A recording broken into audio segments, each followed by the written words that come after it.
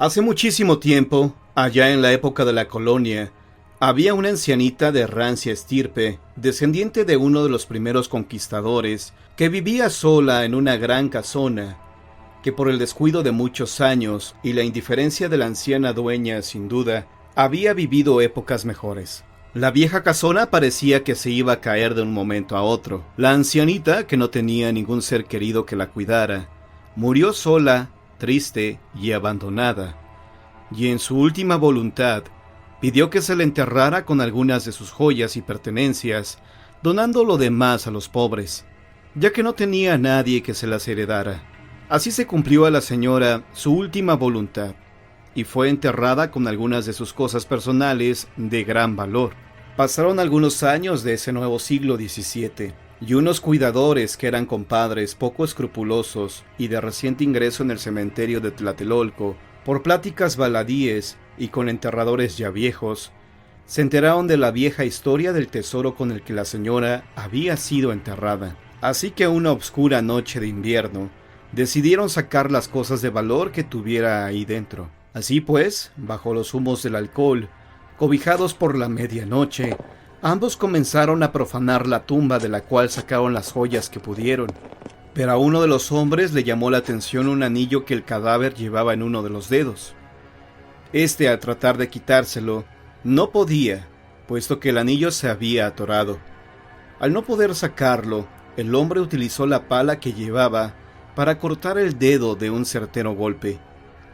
Entre risas y burlas, se retiraron para repartirse el producto de su rapiña y continuar sus francachelas en las tabernas y tugurios de mala muerte, en donde organizaban verdaderas orgías, con barraganas de pocos escrúpulos y muy dudosa reputación. Pasó el tiempo, y un día en que empezaba a caer la noche, y ambos hombres estaban haciendo su ronda por el cementerio, vieron a una señora sobre una tumba. Ambos pensaron que era alguien que fue a visitar a sus muertos. Muy quitados de la pena, se le acercaron y le pidieron que saliera del cementerio, que ya no eran horas de visita. La señora no le hizo caso y siguió arrodillada. Ambos bellacos se molestaron y la sujetaron de los brazos para sacarla. Fue en ese momento cuando uno de ellos se dio cuenta que a la mano de la señora le faltaba un dedo, y le preguntó qué le había pasado, y le contestó que un truhán se lo había cortado para robarle un anillo.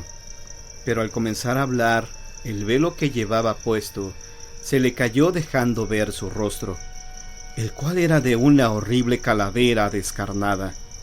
En ese momento se percataron de que estaban a los pies de la tumba que días antes habían saqueado. La horrible calavera volteó su rostro hacia el hombre que le había arrancado el dedo para robar el anillo que llevaba, y con voz lastimera y cavernosa le pidió que le devolviera su dedo con el anillo robado.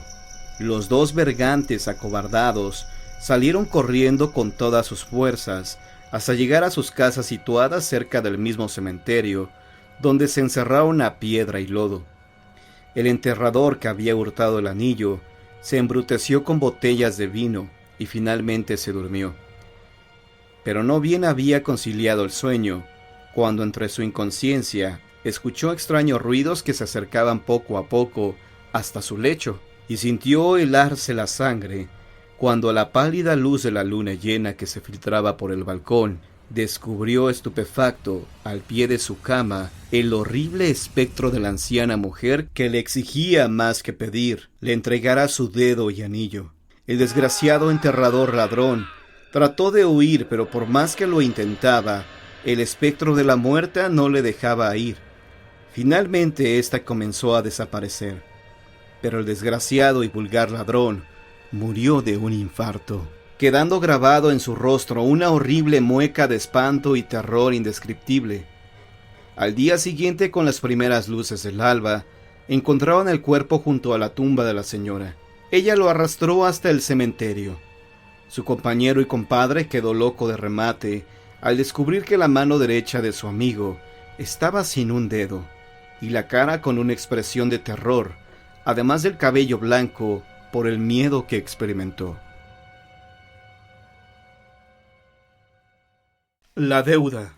Cuentan por ahí que si una persona fallece trágicamente y en su corazón existía rencor, ese lugar queda marcado por la sed de venganza, por las ansias de querer cobrarse una deuda. En el siglo XVIII ocurrieron muchos sucesos de este tipo que marcaron las principales calles de la ciudad. Este es el caso en donde en aquella época se ubicaba una taberna muy famosa, porque justamente en ese sitio se reunían los maleantes más temidos de entonces. Se cree que la verdadera razón por la cual la taberna se volvió famosa fue por el temor que tenían las autoridades de entrar, pues según dicen, ahí apuñalaban a cualquier representante de la ley que quisiera poner orden. Pedro era el lampón más conocido por todos. Además de ser certero con su espada, siempre llevaba la cartera llena de oro, por lo que muy a menudo pagaba la cuenta de cuanto maleante estuviera en la taberna. Cierta noche Pedro invitó a unos cuantos a que siguieran bebiendo en su casa. Quienes recibieron la invitación fueron con gusto.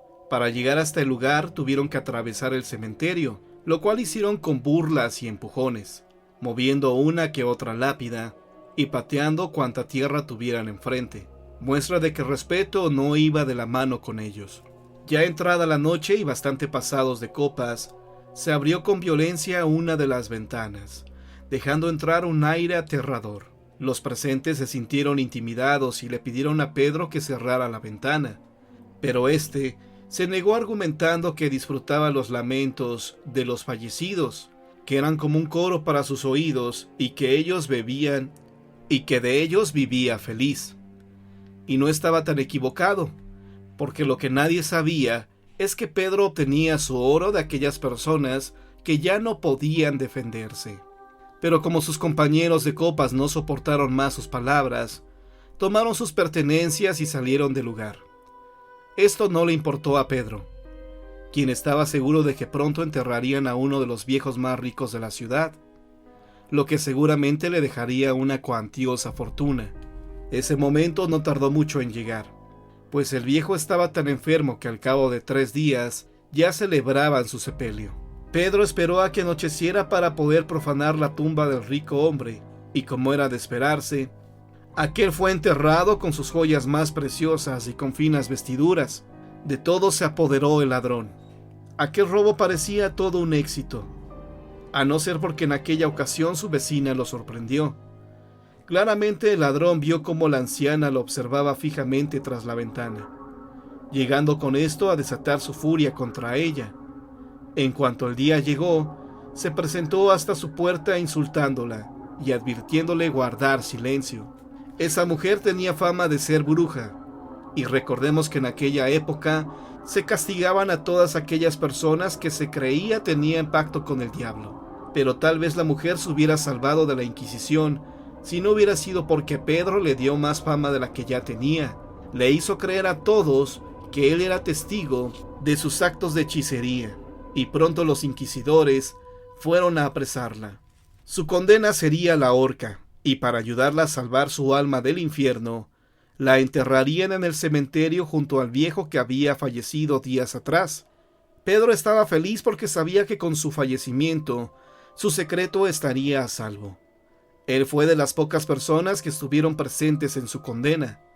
Justo en el momento de la sentencia, la mujer le lanzó una mirada desafiante, y después de unos segundos, ésta se clavó ya sin vida en los ojos del profanador. Y en cuanto llegó la noche, un aire se dejó sentir en toda la casa de Pedro. El hombre recordaba vagamente que la bruja llevaba en el cuello un amuleto, el cual debía valer algo, pues se veía bastante antiguo. Por mucho que intentó contenerse, esa misma noche estaba en el cementerio al pie de la tumba. No tuvo que cavar mucho, así como tampoco invertir mucho esfuerzo en destapar su tumba, ya que la mujer había sido enterrada sin ataúd. De modo que después de unas cuantas paladas, ya estaba frente al valioso amuleto. Pedro tomó el amuleto y sin darle importancia a la tumba, la tapó como pudo. Pero en cuanto llegó a su casa, escuchó un terrible gemido. ¡Pedro! ¡Pedro! Parecía oírse en el viento. Aquel lamento provenía del panteón. Pedro comenzó a sentir miedo y encendiendo una vela se asomó por la ventana para ver si podía ver algo, pero nada. No alcanzaba a ver a nadie en el lugar. Se fue hasta su cama y ahí comenzó a intensificarse el lamento. Pedro. Pedro. Al asomarse nuevamente por la ventana, pudo ver sobre las tumbas una sombra que se movía con gran facilidad. Unos segundos bastaron para que esta sombra estuviera posada frente a él, sosteniéndose en el aire y mirándolo fijamente a los ojos. Se trataba de aquella anciana que había sido condenada. Pedro estaba paralizado y poco pudo hacer para recobrar la fuerza. Sentía que esa mirada lo absorbía. Tienes una deuda conmigo, dijo el espectro de la anciana. Tienes una deuda conmigo, dijo el espectro de la anciana. No solo has provocado mi muerte, sino que además has profanado mi tumba. ¡No! ¡Tú estás muerta!, dijo con temor Pedro.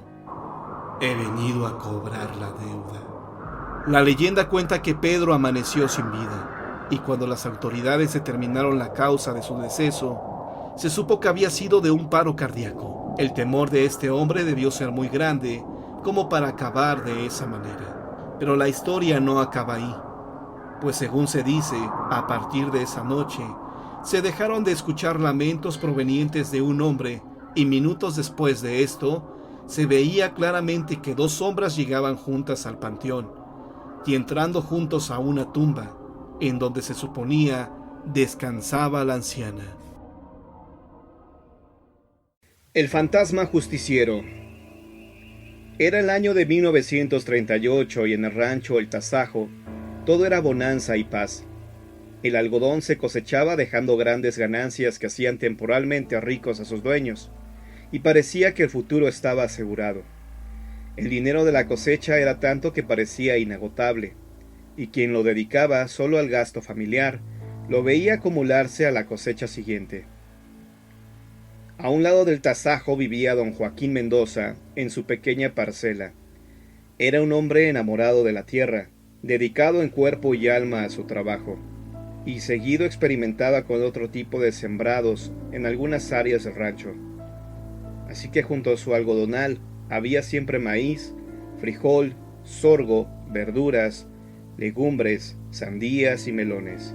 La tierra respondía generosa al trato amoroso y lleno de fe que don Joaquín le prodigaba, y le llenaba la alacena con cebolla, tomate, chile y demás verduras de su mano cultivadas.